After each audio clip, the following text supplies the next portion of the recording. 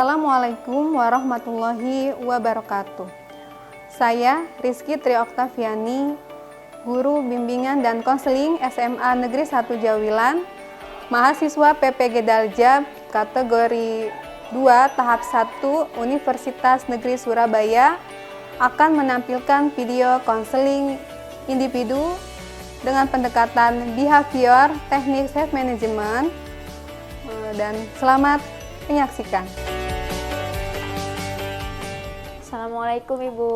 Waalaikumsalam.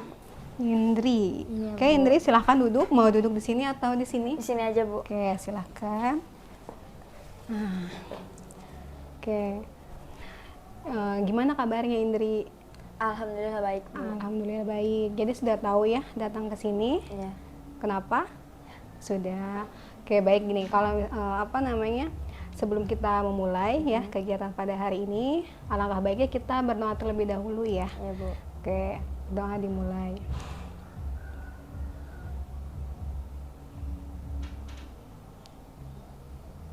Oke, berdoa selesai. Ya, mudah-mudahan kegiatan kita pada hari ini berjalan dengan lancar. Gitu. Oke, Indri gimana? Sudah sarapan? Sudah. Ya, tapi kemarin Ibu dengar Indri habis melakukan kegiatan apa kemarin LDKS. Gimana kegiatannya di sana? Seru, Bu. Seru. Tadi berangkat ke sekolah sama siapa? Sama teman. Teman sekelas? Bukan, beda kelas. Oh, beda kelas. Oke. Jadi Indri kesini ya dipanggil sama Ibu, sudah tahu? Sudah. Nah, baik. Jadi hari ini kita akan melakukan konseling individu. Ya, sebelumnya Indri sudah pernah mengikuti kegiatan konseling individu belum? Belum. Baik, jadi Ibu di sini akan menjelaskan pengertian mengenai konseling individu itu apa, ya. Kemudian nanti di dalam konseling individu itu terdapat asas-asas gitu. Nah, jadi konseling individu itu ya suatu layanan yang diberikan yang diberikan oleh konselor kepada konseli untuk memecahkan suatu permasalahan gitu ya. Dan itu dapat dilakukan secara face to face seperti ini ataupun di luar itu. Tuh ya. Oke, kemudian di dalam konseling individu ini itu terdapat asas-asas. Pertama ada asas keterbukaan, kemudian ada asas kesukarelaan, dan yang terakhir ada asas kerahasiaan. Nah, jadi kalau misalnya asas keterbukaan itu di sini Ibu harap Indri mau terbuka gitu ya. Indri mau menyampaikan suatu permasalahan yang Indri alami saat ini gitu ya.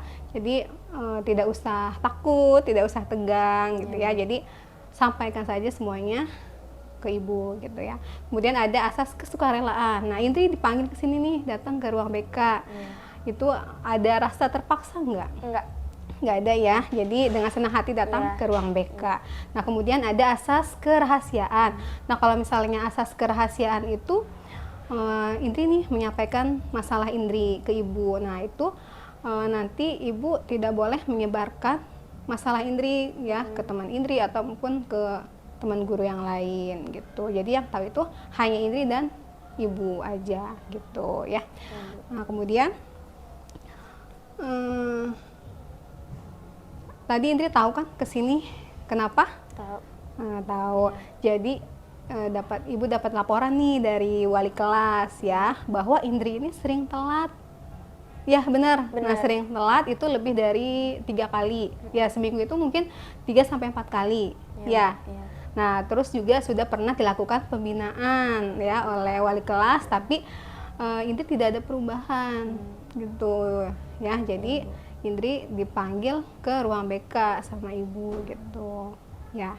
Nah, oke. Terus Ibu minta nih ya nanti Indri di dalam layanan konseling individu ini ya, pertama Ibu pengen Indri untuk mengidentifikasi permasalahan Indri. Kenapa sih Indri ini sering terlambat gitu ya. Kayak kemudian nanti yang kedua ada Indri menceritakan keseharian Indri ya. Dari Indri bangun tidur terus juga sampai tidur lagi. Nah, itu menceritakan keseharian Indri. Kemudian nanti ada Indri tulis ya, nanti ada di selembar kertas tentang kegiatan Indri gitu. Nah, kemudian yang ketiga ya tadi, yang ketiga Indri nanti melakukan kontrak nih atau perjanjian ke ibu bahwa Indri mau berubah gitu. Kemudian nanti yang terakhir ada lembar evaluasi gitu ya. Gimana, sudah paham Indri mengenai konseling individu? Paham, Bu. Oke, sudah paham ya. Ya. Tadi kan Indri sering terlambat ya, lebih dari seminggu itu 3 kali, kemudian kadang 4 kali ya dalam seminggu. Nah, ibu pengen tahu kenapa Indri sering terlambat ya, penyebabnya apa, kemudian dampaknya apa kalau misalnya Indri sering terlambat. Alasan pertama Indri tuh sering terlambat itu, pertama Indri ke sekolah ikut sama teman. Iya. Kadang temennya juga terlambat gitu ke Indrinya. Terus yang kedua tuh bangunnya suka kesiangan, Bu. Kadang jam 6 lewat atau jam 6.15, 20 gitu baru datang, baru bangun gitu. Terus kalau dampaknya itu kadang, Bu, kalau kesiangan suka gerbangnya udah ditutup gitu. Jadi nggak bisa masuk gitu kan. Terus pembiasaannya nggak ikut. Sama ini, Bu, apa sih? Ada hukuman gitu, Bu. Nah, apa hukumannya? Hukuman Kadang berdiri di lapangan Iya. ya. Nah, itu dia ya. Nah, tadi kan Indri pertama masalahnya ikut sama temen ya, Iya. ikut sama temen. Berarti di sini Indri yang nungguin. Iya. Oh, Indri udah siap, tapi teman Indri belum datang Iya. gitu. Tapi ibu tanya, Indri ada kendaraan nggak di rumah? Ada, Bu, tapi cuma satu. Kadang kan kendaraannya tuh suka dibawa ke orang tua kerja gitu, Bu. Iya. Kadang bawa motor, kadang enggak. Jadi kalau nggak ada motor di rumah suka ikut sama temen gitu. Oh gitu. Oke, itu kendala pertama ya. Iya. Kemudian yang kedua, Indri sering Bangunnya kesiangan. bangunnya kesiangan. Nah, berarti kalau bisa bangunnya kesiangan, berarti tidurnya malam. Iya, malam, Bu, begadang. Nah, begadang. Biasanya tidurnya jam berapa? Biasanya suka lewat dari jam 12 gitu, Bu. Jam 1, jam 2 baru tidur. Kadang sampai nggak tidur gitu, sampai subuh gitu. Oh iya. Berarti tapi tadi Indri tidurnya di atas jam 12. Nah, Indri tahu nggak sih kalau misalnya tidur yang baik itu jam berapa? Tahu, jam Jam? 10 malam Jam 10 maksimal udah ya. tidur. Tapi itu Indri jam 10 ngapain? Masih main handphone. Masih main handphone. Kadang sampai Sampai jam 1, jam 1, kadang gitu. sampai subuh nggak Iya, tidur juga. iya. Nah itu berarti padahal Indri tahu nih tidur yang baik itu jam 10, tapi Indri masih melakukan tidur di atas jam 12, kadang begadang sampai subuh nggak tidur. Iya. Nah berarti dari situ Indri tidak bisa memanage waktu dengan Baik. baik kan. Harusnya Indri udah tahu nih jam 10 itu waktunya tidur, ternyata dipakai main HP gitu, dan Indri tidak tahu waktu yang harusnya jam segitu tidur tapi dipakai main HP, apalagi scroll TikTok. Main game, terus gitu. nonton drakor gitu, Bu, YouTube. Oke. Nah tadi berarti Indri tadi tidak bisa memanage waktu dengan baik. Nah Ibu pengen tahu nih ya, keseharian Indri itu misalnya dari bangun tidur sampai tidur lagi, sampai tidur malam ya. Ibu pengen tahu, coba Indri ceritakan ya tentang keseharian Indri nih dari bangun tidur sampai tidur malam. Iya, Bu. Coba gimana? Bangun tidur kan suka jam 6 lewat gitu, Bu, ya. Terus prepare berangkat ke sekolah, nyiapin buku gitu. Suka kan sampai telat tuh, Bu, terus belajar dari jam baru datang sampai jam 3 itu pulang sekolah. Kadang kalau pulang sekolahnya ada eskul, Indri ikut eskul. Kalau nggak ada, Indri langsung pulang itu kayak ganti baju, beres-beres, bantuin mama. Terus abis beres-beres mandi, terus sholat asar, Bu. Abis itu makan, terus kan maghrib tuh, Bu, sholat maghrib, ngaji sebentar sambil nungguin azan isya. Indri sholat isya, terus kesananya lanjut main handphone, Bu, sambil rebahan gitu. Gitu. Coba Ibu tanya tadi itu Indri berarti bangun tidur jam 6. Iya, Ya, jam 6. Terus juga nyampe ke sekolah jam 7. Jam 7.20, jam 7.15. Jam 7.20, gitu. jam 7.15. Iya. Sedangkan peraturan sekolah itu jam 7 harus sudah ada di Sekolah. sekolah. Tadi itu ini dampaknya gimana? Dampaknya pertama gerbangnya tutup, tidak boleh masuk. Iya. Terus kedua juga telat pembiasaan ya. Jam 7 itu udah harus dimulai pembiasaan. Terus yang terakhir Dihukum, Bu. dihukum di lapangan Iya. ya. Apa hukumannya? Baca surat-surat Al-Quran, gitu. gitu. Oke. Terus tadi juga Indri nanti jam 7, berapa jam 7.30 mulai Iya. pembelajaran nih ya. Mm-mm. Jam 7.30 pembelajaran terus sampai pulang sekolah. Nah, Iya. Ibu mau tanya, setelah sholat isya tadi, Indri langsung main HP, Iya. nggak belajar, Enggak, Bu. Enggak. Jadi langsung main handphone gitu. main handphone, terus akhirnya sampai jam Sampai 2. jam 2, Jam 2 nggak kerasa, Iya. akhirnya sampai subuh. Heeh. Terus sampai subuh itu nggak tidur lagi. Berarti tadi Indri kadang tidur sampai Subuh. subuh. Nah, kalau subuh itu nggak tidur lagi sampai subuh. Tidur, Bu. Tidur berapa Tidur. jam? Tidur kalau misalkan subuh tidur jam subuhnya jam 4, Bu suka tidur 2 jam atau 2 jam gitu. Nah, itu kebangun jam 6. Ke 6 lewat gitu. Akhirnya telat ya. Iya. Bangunnya kesiangan, terus belum sarapan juga ya. Iya. Sama Belum nyiapin buku-buku menyiapin pelajaran. buku-buku pelajaran. Oke. Nah, tadi itu sudah Ibu sampaikan ya.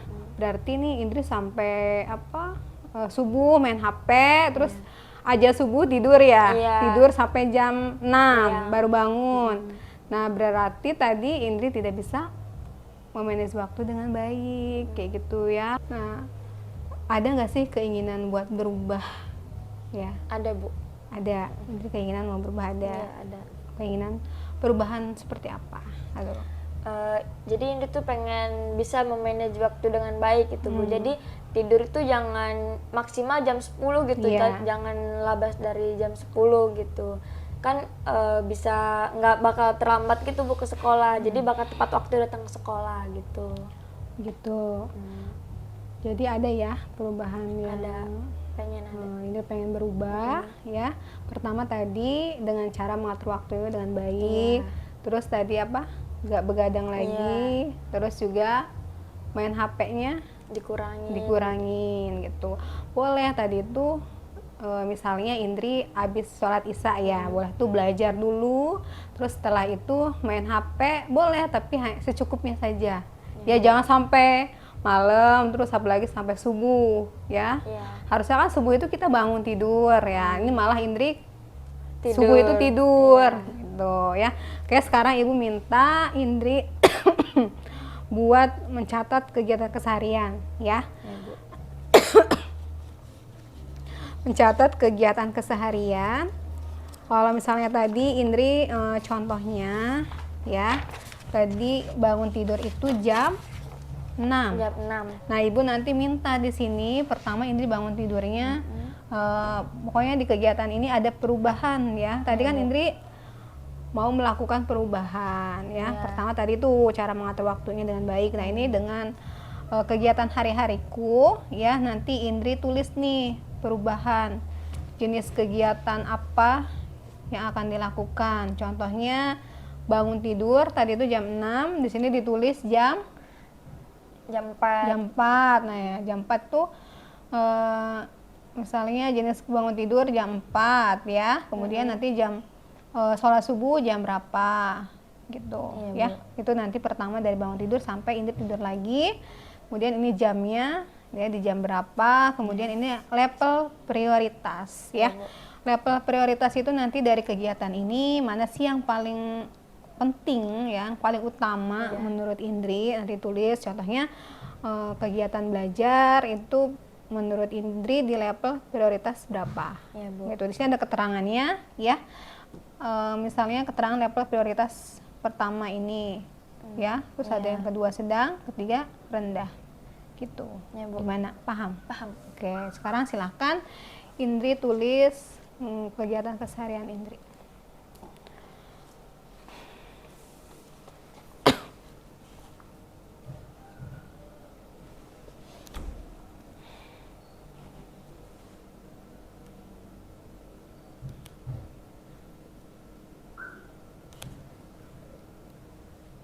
Oke, Indri, sudah? Sudah.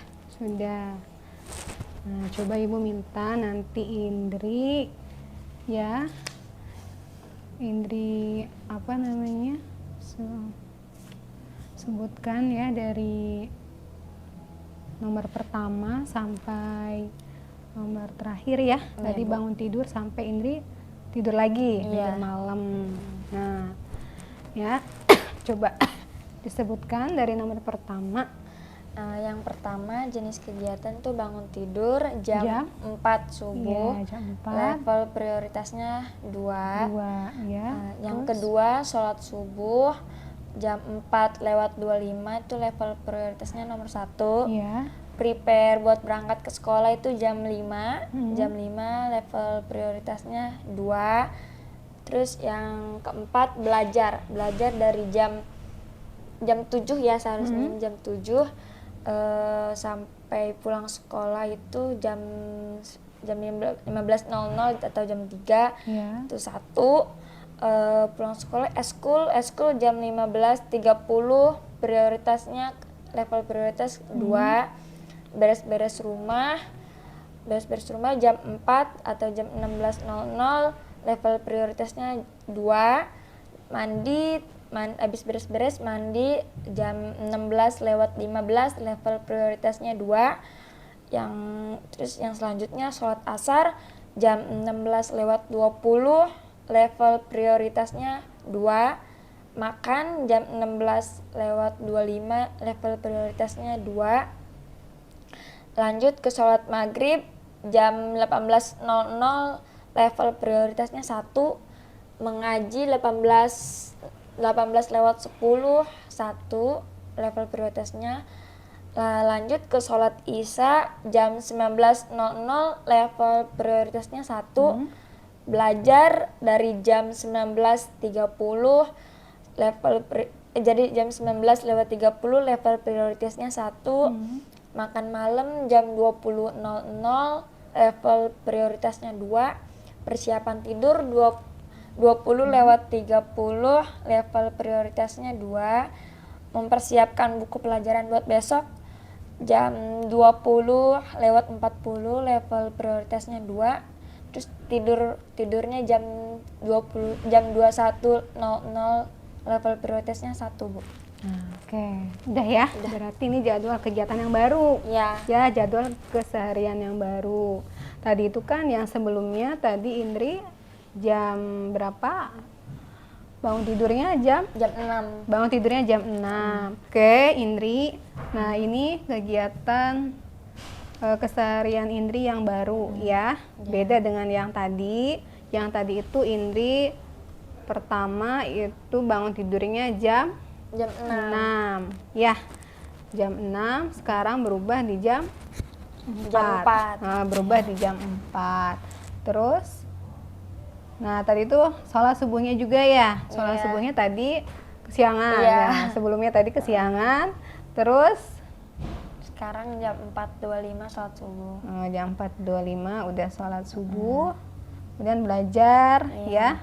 Terus ada apa ini? Pulang sekolah. Nah, berarti nanti jam 6 ini belajar di sekolah ya. Jam 6 harus udah berangkat biar nanti jam 7 udah harus ada di sekolah ya, biar nggak telat lagi nih pembiasaannya juga. Nah, kemudian jam 3 pulang sekolah. Kalau misalnya ada eskul, ikut eskul. Kalau nggak ada langsung pulang. Oke, kemudian ada beres-beres di rumah ya. Bantu mama, terus mandi, sholat asar ya di jam 16.20, terus makan, sholat maghrib, ngaji, terus setelah ngaji sholat isya. Nah, habis sholat isya tadi belajar. Ya, di sini ditulisnya belajar ya jam 9.30. Kemudian makan malam jam 8. Nah, habis makan malam persiapan tidur. Terus ini mempersiapkan buku-buku, terus langsung tidur. Nah, oke. Sebenarnya kalau misalnya Indri mau main HP, boleh ya. Nanti mungkin setelah persiapan tidur nih, boleh. Tapi jangan lama-lama. Ya, jangan lama-lama ya. Secukupnya aja. Soalnya kalau misalnya HP itu kan selalu membuat kita kecanduan ya. Nah, gitu ya, nggak apa-apa. Nanti Indri di sini persiapan tidur main HP. Bu. Gitu ya. Tadi Indri bilang mau berubah ya, nggak mau telat lagi ya, dan bisa mengatur waktu dengan baik. Ini kegiatan keseharian Indri yang baru ya, tolong nanti nah, ini juga ada tanda tangan orang tua. Setelah melakukan konseling ini, Ibu harap nanti tolong ini ya, minta tanda tangan ke orang tuanya Indri Ya, Bu. gitu. Oke, Indri ya. Tadi Indri kan mau berubah, ya udah nggak mau terlambat lagi. Nah, kalau misalnya biar nggak terlambat lagi, pertama tadi apa? Harus bisa mengatur waktu dengan baik. Terus kedua, tidurnya lebih awal, jangan di atas jam 12. Kalau bisa tadi jam 10 udah tidur ya. Nah, Indri kan ini udah nulis nih kegiatan keseharian yang baru ya. Beda dengan tadi yang Indri ceritakan ke Ibu ya. Nah, mudah-mudahan dengan menulis kegiatan keseharian Indri yang baru ini ya ada perubahan ya, ada perubahan di dalam diri Indri gitu ya, biar nggak terlambat lagi. Nah, oke. Dan Ibu ini kasih waktu selama 2 minggu ya. 2 minggu. Kalau misalnya Indri nggak ada perubahan selama 2 minggu ini ya, berarti nanti Ibu kasih hukuman ke Indri. Nah kalau misalnya nanti Indri ada perubahan nih ya di waktu dalam waktu 2 minggu, nanti Ibu kasih hadiah buat Indri. Iya, Bu. Gitu ya. Oke ya. Sekarang Ibu minta Indri untuk ini ada menulis kontrak tingkah laku atau surat perjanjian. Oke, Indri ya, ini Indri menulis kontrak tingkah laku ya, bahwa Indri mau berubah. Nah, ini kontrak tingkah laku atau surat perjanjian. Gitu.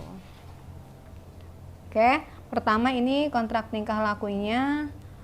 Yang pertama ini tingkah laku yang bermasalah ya. Tingkah lakunya apa? Tadi itu Indri sering terlambat. Kemudian tingkah laku yang diinginkan nih. Tadi itu kan Indri pengennya berubah. Nah, tingkah laku seperti apa? Nah, kemudian tadi itu ada sanksinya ya. Kalau misalnya Indri nggak ada perubahan, berarti nanti dapat hukuman. Kemudian nanti kalau misalnya ada perubahan di dalam waktu 2 minggu itu, nanti Indri dapat hadiah gitu, hadiah dari Ibu. Nah, kemudian nanti ini tanda tangan, kemudian juga tanda tangan Indri, tanda tangan Ibu ya.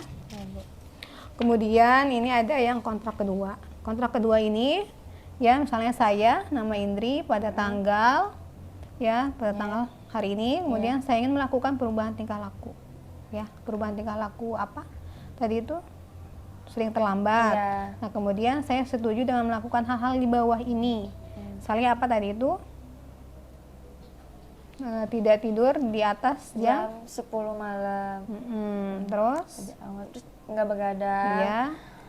Terus apa, Bu? Jadi apa? Ini apa sih, Bu? Langsung kalau sebelum tidur menyiapkan buku pelajaran gitu, biar paginya nggak repot gitu. Kayak gini ya. Kemudian usaha saya dikatakan berhasil jika, nah usahanya apa? Misalnya saya dalam waktu 2 minggu ini tidak akan terlambat lagi gitu. Oke. Kemudian sini tanggal berakhirnya kontrak. Nah, ya selama 2 minggu ini. Misalnya sekarang tanggal berapa nih? Sekarang tanggal 12. Nah, nanti berakhirnya tanggal 26 gitu ya. Apa tangan lagi? Terus ya tantangan Ibu. Oke, silahkan diisi. Kasih waktu berapa? 5 menit cukup ya? Cukup, Bu.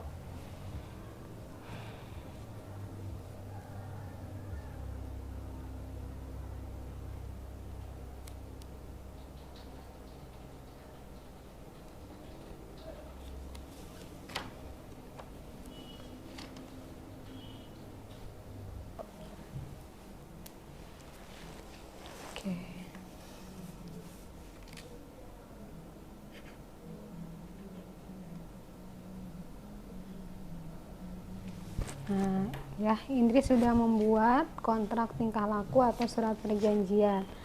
Nah, coba Ibu minta Indri untuk dibaca ulang ya kontraknya. Pertama dari kontrak yang awal dulu dibaca. Silahkan.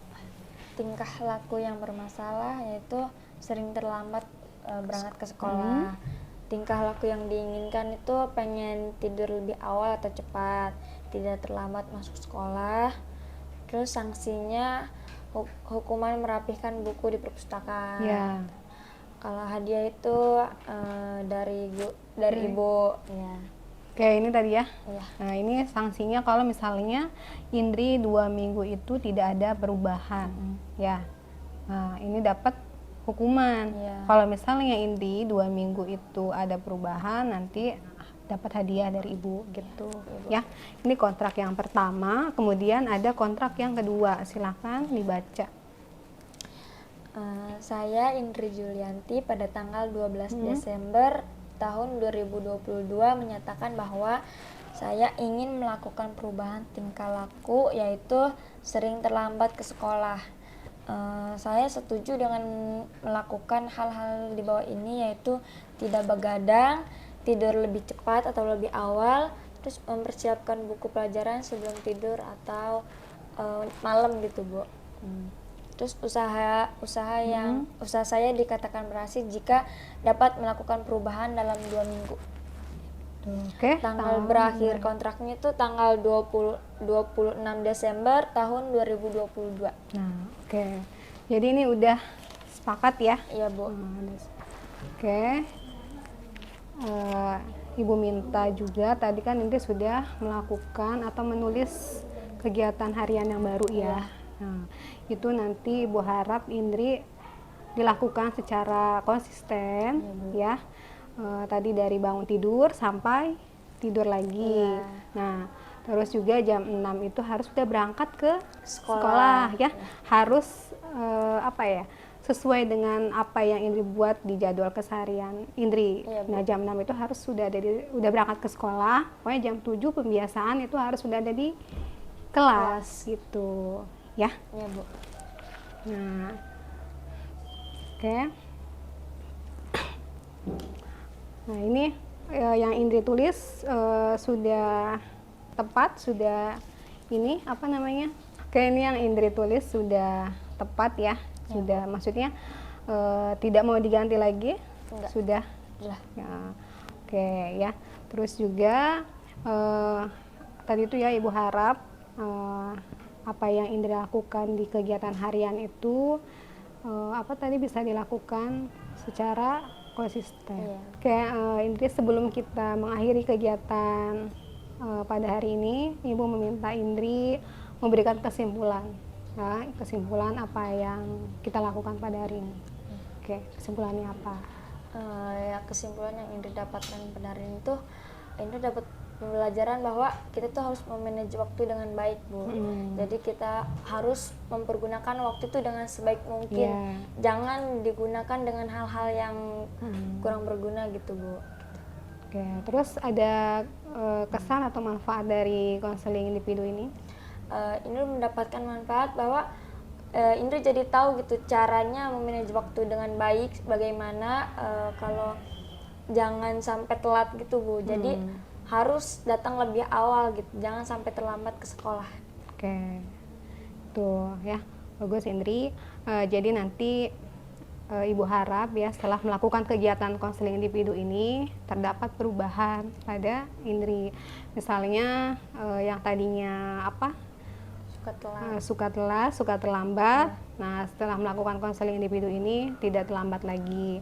Terus juga tadi itu Ibu harap dari kegiatan keseharian Indri itu ya digunakan sebaik mungkin gitu ya. Jangan hanya ditulis aja tapi dilaksanakan dengan baik gitu ya. Sebelumnya terima kasih ya Indri sudah mau datang ke sini ke ruang BK ya. Baik, sebelum kita mengakhiri kegiatan hari ini kita berdoa terlebih dahulu ya. Baik, sebelum kita mengakhiri kegiatan pada hari ini kita berdoa terlebih dahulu. Berdoa dimulai.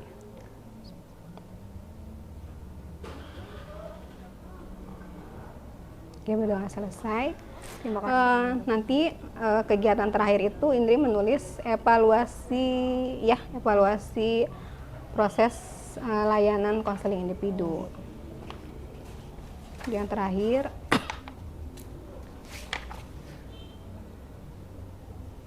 oke, Oke, ini silakan ditulis.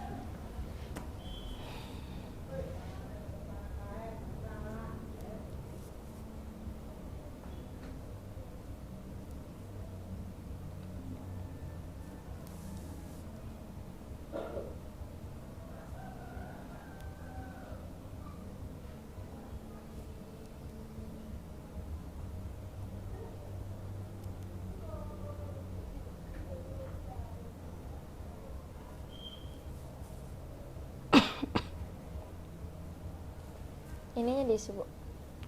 Ya, ditulis.